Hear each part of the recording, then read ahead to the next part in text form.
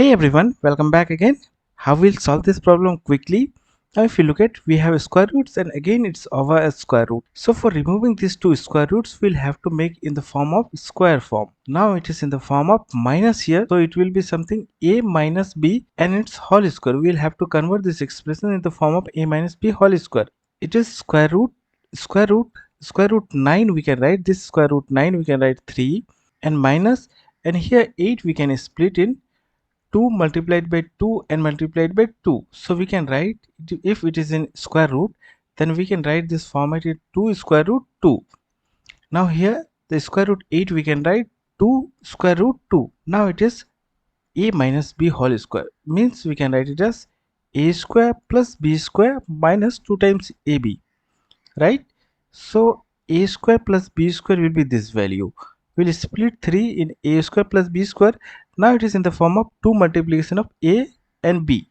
So it is a square plus b square, a square plus b square, and it is 2 times ab, right? Now 3 in the form of a square and b square, a square plus b square. 3 means a square plus b square, so we can write as square root 2 square. Square root 2 square will be 2 and plus square root 1 square will be 1. So it is 2 plus 1, that's 3. So we have 3 and 3 here, so we can write 3 as, we'll write this expression as now the square root 2 and its square plus square root 1 and its square, right? Now here minus, so we'll write minus 2 square root 2 multiplied by, we'll write square root 1. So square root 1 will be same value of this. So now if you look at it, is in the form of a square plus b square minus 2 times ab, right? So now we can write this expression as a minus b whole square.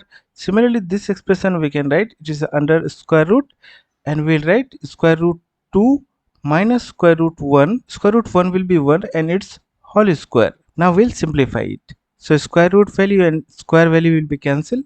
So now we're left with this value only. So we can write it as square root 2 minus square root 1 is 1.